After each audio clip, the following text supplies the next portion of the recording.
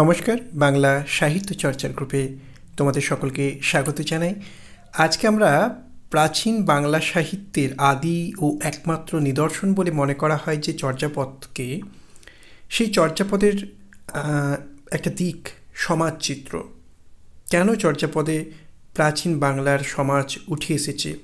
চর্যাপদ তো বৌদ্ধ সহজিয়া সিদ্ধাচার্যদের সাধন ভজনের গান, তাহলে তার মধ্যে সমাজকে নিয়ে আসারই বা কী দরকার হলো, সেই সংক্রান্ত একটা প্রাথমিক আলোচনা পর্ব আমাদের আজকের নিবেদন। সকলকে বাংলা সাহিত্য চর্চা গ্রুপে স্বাগত জানাই। প্রথমে যে কথা বলবো যে চর্যাপদকে মনে করা হয় যে আমাদের যে বাংলা সাহিত্যের ইতিহাস, যাকে আমরা প্রাচীন, মধ্য এবং আধুনিক এই তিন পর্বে ভাগ করে থাকি বা যুগে ভাগ করে থাকি, তার একেবারে প্রথম যুগের আদি ও একমাত্র নিদর্শন বলে মনে করা হয় চর্যাপদকে। এখন এই যে চর্যাপদ, তা হচ্ছে বৌদ্ধ সহজিয়া সিদ্ধাচার্যদের সাধন ভজন সংক্রান্ত গান। অর্থাৎ বৌদ্ধ সহজিয়া সিদ্ধাচার্যরা তাদের সাধনার কথা, তাদের গুহ্য তত্ত্বের কথা, কেমন করে তারা সাধনা করবে, তাদের সাধনার লক্ষ্যটা কী, সেটাকেই তারা প্রকাশ করেছেন চর্চা গানে। কিন্তু প্রশ্ন হলো, সেখানে সমাজ জীবনটা এলো কেন? আসলে আমাদেরকে মনে রাখতে হবে যে চর্চার যারা লেখক বা পদকর্তা, কান্নপাত, লুইপাত, এইরকম যে সকল পদকর্তাদের কথা আমরা জানি, তারা তাদের সাধনার কথাকে অন্যান্য ধর্ম সম্প্রদায়ের থেকে গোপন রাখতে চেয়েছিলেন। চর্চার পদকর্তাদের যে বৌদ্ধদের যে তাদের যে সাধনা, তারা সেই সাধনার তত্ত্বকে, দর্শনকে, পথটাকে তারা তাদের সম্প্রদায়ের মধ্যেই সীমাবদ্ধ রাখতে চেয়েছিলেন। ফলে অন্য সম্প্রদায়ের কাছে যাতে সহজে সেই তত্ত্ব পৌঁছে না যায়, সেই জন্য তারা কিছুটা রূপকের আধারে চর্চার যে তত্ত্ব সহজিয়া সিদ্ধাচার্যদের, সেই তত্ত্বকে তারা প্রকাশ করতে চেয়েছেন। কেন চেয়েছেন? তাহলে আমাদের কাছে বিষয়টা স্পষ্ট হলো। এবং এটা খুব আধুনিক একটা কৌশল আমরা বলতে পারি। কারণ আমরা জানি যে রূপক বলে একটা শব্দ বা অ্যালিগরি শব্দটার সঙ্গে আমরা পরিচিত। অ্যালিগরি বা রূপক কিনা কোনো বিষয়কে রূপান্তরে দেখানো হয় রূপকের মাধ্যমে। অর্থাৎ রূপক ব্যাপারটার তত্ত্বগত সংজ্ঞা যদি আমরা বলি, তাহলে বলা হয় যে অরূপকে রূপান্তরে দেখানোর চেষ্টাই হচ্ছে রূপক রচনার উদ্দেশ্য। অর্থাৎ যা সহজে দর্শকের কাছে, পাঠকের কাছে সরাসরি বলা যায় না, বলার ক্ষেত্রে সমস্যা আছে। কারণ সেই সমস্যা কোথায়? না, সেই সমস্যা সামাজিক সমস্যা হতে পারে, সেই সমস্যা একটা রাষ্ট্র তথা একটা সরকার তথা একটা প্রশাসনের তরফ থেকে আসতে পারে। অর্থাৎ যিনি লেখক কোনো বক্তব্য বিষয়কে নিয়ে তার নাটক বা গল্প বা উপন্যাস যাই লিখে থাকুন না কেন, বিশেষত নাটকের ক্ষেত্রে এটা খুব হয় যে তিনি যেহেতু নাটকটিকে মঞ্চে অভিনয় করবেন, ফলে জনতার সঙ্গে, পারিপার্শ্বিক পরিবেশের সঙ্গে সেটা খুব সহজেই অ্যাটাচ, একটা আকর্ষণ বা একটা সংযোগ তৈরি করে, তার প্রচারটা খুব বেশি পায়। ফলে সেখানে যদি কোনো নাটককার সরাসরি সরকারের কোনো অপরাধমূলক কাজ বা অন্যায়কে নাটকের আকারে তুলে ধরেন, তাহলে সেখানে একটা বাধা, একটা রক্তচক্ষুর দাবি তৈরি হয়। আমরা তো নাট্য নিয়ন্ত্রণ আইনের কথাও জানি, ইংরেজ সরকারও নাটকের কণ্ঠরোধ করতে চেয়েছিলেন। তাই কি করতে হবে না, সরাসরি সেই বিষয়টাকে না এনে তাকে একটা রূপক, একটা বানানো গল্পের আধারে তাকে তুলে ধরবার চেষ্টা করতে হয়।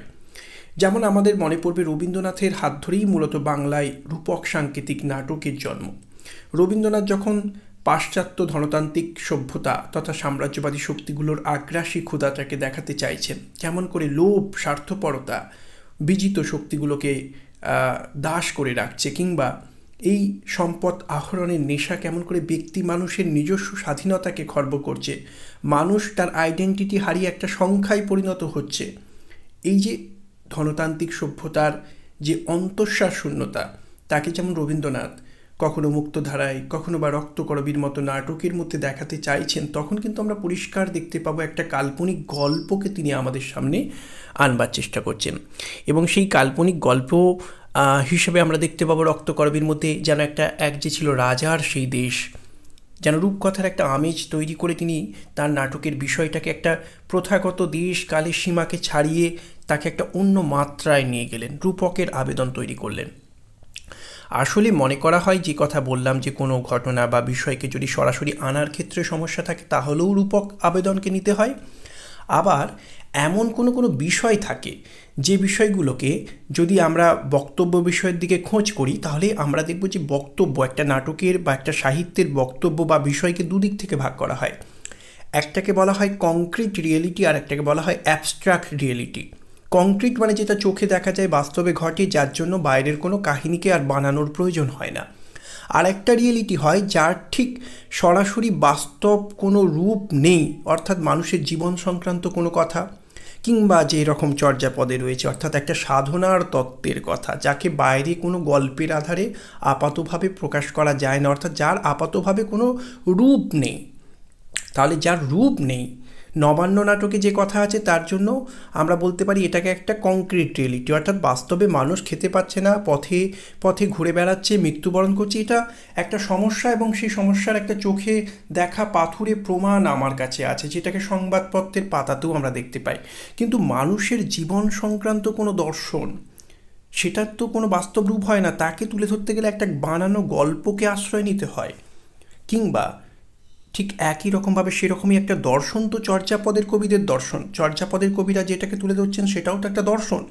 তারা তাদের বৌদ্ধ সহজিয়া সিদ্ধাচার্যরা তাদের সাধনার কথাকে আমাদের কাছে প্রকাশ করছেন। তাহলে সেই সাধনার কথা প্রকাশ করতে গেলে কেমন করে সাধনা করবে, সাধনার লক্ষ্য কী, শূন্যতার তত্ত্ব কী, কেমন করে অবধূতি মার্গ পথে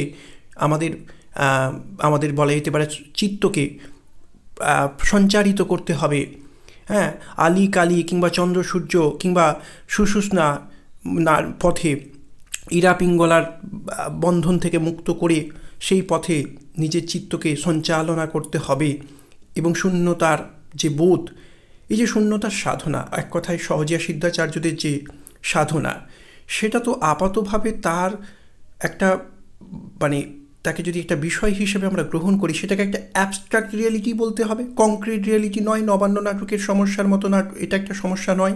ফলে সেই সমস্যাটাকে যখন বা সেই বিষয়টাকে যখন সাহিত্যের মধ্যে, নাটকের মধ্যে, গানের মধ্যে, কবিতার মধ্যে, এখানে কবিতা, চর্যাপদ বা গান, তার মধ্যে রূপ দিতে হয়, তাহলে একটা তো বাইরের গল্প তাকে সাহায্য নিতেই হয়। তার মানে চর্যাপদের কবিরা একদিক থেকে সাধনার তত্ত্বটাকে বাইরের মানুষের কাছে প্রচার করবেন না বলে যেমন তারা রূপকের আবেদনটাকে গ্রহণ করছেন, আর একদিক থেকে তাদের যে বিষয়টা সেটাও একটা কংক্রিট রিয়েলিটি নয়, অ্যাবস্ট্রাক্ট রিয়েলিটি কিছুটা, অন্তত সাহিত্যে প্রকাশের ক্ষেত্রে যদি তাকে বিষয়বস্তু হিসেবে গ্রহণ করা হয়। ফলে সেই বিষয়টাকেও তাকে প্রকাশ করতে একটা বাহ্য গল্পের, বানানো গল্পের সাহায্য নিতে হবে। অর্থাৎ সেখানেও আমরা যেমন আধুনিককালে রবীন্দ্রনাথের হাতে রূপক সাংকেতিকের জন্ম হতে দেখছি নাটকের ক্ষেত্রে, কিন্তু সাহিত্যের ক্ষেত্রে এই রূপক সংকেতের অনুস্মৃতি আমাদের বাংলা সাহিত্যের একেবারে গোড়াল পর্বেই, একবারে সূচনা পর্বেই চর্যাপদে কিন্তু ঘটে গেল। চর্যার কবিরা তাদের সাধনার কথাকে রূপকের মাধ্যমে তুলে ধরলেন। সেটা একদিক থেকে তাদের সাধনার তত্ত্বটাকে ভাষা দেবার জন্য এই রূপকের গ্রহণ, আর একদিক থেকে এটাকে সরাসরি অন্য সম্প্রদায়ের কাছ থেকে আড়াল রাখার জন্যও কিন্তু একটা ছদ্মবেশ স্বরূপ এই রূপক। এবং এইভাবেই চর্যাপদের কবিরা তাদের গুহ্য সাধনা বা তত্ত্বের কথাকে রূপকের আধারে তুলে ধরতে যখনই চেষ্টা করলেন, তা সেই চেষ্টারই ফলশ্রুতি রূপে আমরা দেখতে পেলাম চর্যাপদের কবিতায় বারবার রূপক হিসাবে, গল্প হিসাবে যে গল্প উঠে এলো, সে প্রাচীন বাংলার সমাজচিত্রের গল্প। নিম্নবিত্ত মানুষ, অন্তজ মানুষ, তাদের বেঁচে থাকার লড়াই, সমস্যার গল্প। কারণ রূপক গল্প হিসাবে তো আমরা সেটাকেই বেছে নেব যে গল্পের জগৎটার সঙ্গে আমি পরিচিত। চর্যাপদের কবিরা বৌদ্ধ, তারা কোত্থেকে এই অন্তজ জীবনের সঙ্গে পরিচিত হলেন না, সে কথা আমরা আগেও একবার বলেছিলাম যে চর্যাপদ যে রচনাকাল, প্রাচীন বাংলা সময়কালটা দেখতে গেলে আমাদের বলা যেতে পারে পাল বংশের পতন হয়ে সেন আর বর্মন বংশের উত্থানের একটা সময়কাল। আমরা জানি পাল রাজারা বৌদ্ধ ধর্মাবলম্বী ছিলেন, কিন্তু তারা ব্রাহ্মণদেরকে সম্মান করতেন। কিন্তু সেন আমলে এই ব্রাহ্মণ্য ধর্মের ওপর একটা চূড়ান্ত আঘাত নেমে আসে, এবং তার পরিবর্তে ব্রাহ্মণ্য ধর্মের আধিপত্য যখনই ক্রমশ বৃদ্ধি পেতে থাকে, তখন কি হয় না, হিন্দু সমাজের যে চতুর্বর্ণ, সেখানে নিচের তলার শূদ্ররা উপেক্ষিত হতে থাকে, আর নিচের তলার বাইরে যারা চতুর্বর্ণের বাইরে রয়েছে যে সম্প্রদায়, তারা আরও উপেক্ষিত হতে শুরু করলো। ব্রাহ্মণ্য আধিপত্যের এই যে রমরমা, সেখান থেকে বাঁচবার জন্য আমরা মনে করতে পারি এই অন্তজ শ্রেণীর মানুষেরা একটা নতুন প্ল্যাটফর্ম, ধর্ম বিশ্বাস যা আসলে নিজের অস্তিত্বকে নিয়ে বাঁচার একটা প্ল্যাটফর্ম স্বরূপ সেই বৌদ্ধ ধর্মের ছত্রছায়ায় চলে এলো। এবং তারপর তারা যখন তাদের সাধনার কথাকে প্রকাশ করতে চাইলেন, তখন যে সমাজকে তারা গ্রহণ করলেন সেটা আসলে তাদের বৌদ্ধ জীবনে আসার পূর্বেকার যে অন্তজ সমাজ জীবন, সেই জীবনের অভিজ্ঞতাকে তারা তুলে ধরবার জন্য তারা সেই জীবনকেই তারা গ্রহণ করলেন। ফলে কেন চর্যাপদের মধ্যে সমাজ হিসাবে শবরী, ডম্বী, এই সমস্ত নিম্ন জাতের মেয়েদের কথা, সমাজের কথা কেন এলো? কেন বা টিলার উপর বাস করা একজন মানুষ যার দিন চলে না অথচ বাড়িতে অতিথির আগমন ঘটে, সেই কথা কেন এলো? কিংবা কেনই বা সেখানে মদ বিক্রি করা এক নারীকে দেখানো হচ্ছে? কিংবা দেখানো হচ্ছে একটা সমাজ যেখানে শ্বশুর ঘুমিয়ে পড়লে বধূ জেগে থাকে, রাত্রিবেলা কাম সেবা করতে বা পরপুরুষের সঙ্গে মিলনের জন্য সে পথে বেরিয়ে পড়ে।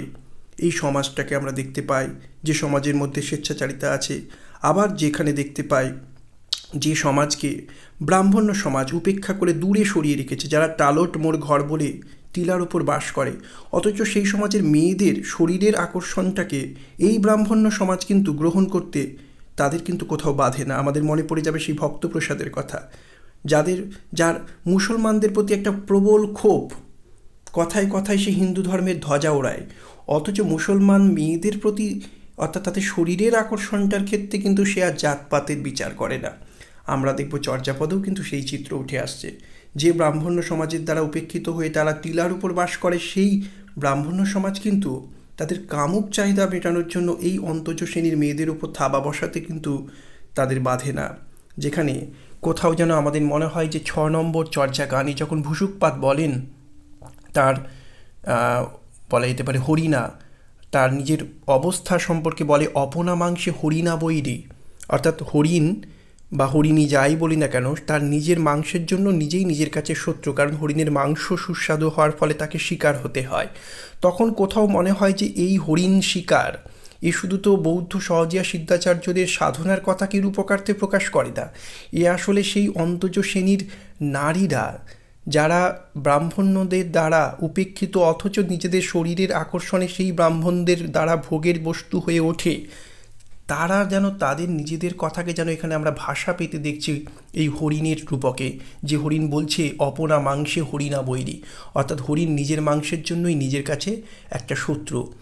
অন্তজ শ্রেণীর নারীরাও তো ব্রাহ্মণদের দ্বারা যখন উপেক্ষিত হয়, অথচ তাদের দ্বারা যখন কামনার শিকার হয়, তখন তাদের রূপ যৌবন কোথাও যেন, অন্তত যৌবনের দাবিটা, দেহের দাবিটা কোথাও যেন তাদের কাছে নিজেদের কাছে নিজেদেরই একটা শত্রু হয়ে তাদের জীবনটাকে দুর্বিষহ করে তোলে। ফলে এইভাবে চর্চার কবিরা তাদের গুচ্ছ সাধনা তত্ত্বের কথাকে প্রকাশ করতে গিয়ে যখন রূপকের আবেদন গ্রহণ করতে চাইলেন, তখন কোনো কাল্পনিক গল্পকে তারা কেন বেছে নেবেন? তারা বেছে নিলেন বৌদ্ধ হবার আগে যে জীবনটাকে তারা ফেলে এসেছে, ব্রাহ্মণদের দ্বারা উপেক্ষিত হবার ফলে যারা বৌদ্ধ ধর্মকে গ্রহণ করেছিল, সেই ব্রাহ্মণ্য ধর্মের উপেক্ষা, অত্যাচার, বঞ্চনা থেকে মুক্তির জন্য বৌদ্ধ ধর্মে দীক্ষা নেওয়া সেই অন্তজ মানুষেরা তাদের পূর্ববর্তী জীবনের স্মৃতিকেই আঁকড়ে নিজেদের বর্তমান বৌদ্ধ হিসেবে তাদের সাধন তত্ত্বের কথা, সাধনার কথাকে রূপকার্থে ব্যক্ত করলেন। আমরা চর্যাপদ নিয়ে আরও একটি পর্ব রাখবো, যেখানে সমাজ জীবনের চিত্রটাকে আরও পথ ধরে ধরে আলোচনা করে দেখাবার চেষ্টা করব। আজকের আলোচনায় আমরা শুধু সংক্ষেপে বুঝে নেবার চেষ্টা করলাম চর্যাপদের কবিরা কেন রূপক ব্যবহার করলেন এবং রূপকের তাৎপর্যটাই বা কোথায়, কেনই বা সমাজ জীবন হিসাবে অন্তজ জীবনটা চর্যাপদের কবিরা ব্যবহার করলেন, এই অন্তজ জীবনের সঙ্গে চর্যার পদকর্তাদের যোগসূত্রটাই বা কোথায়। সকলকে বাংলা সাহিত্য চর্চার গ্রুপে থাকার জন্য ধন্যবাদ জানাই। আজকের আলোচনা এখানেই পরিসমাপ্ত। ধন্যবাদ।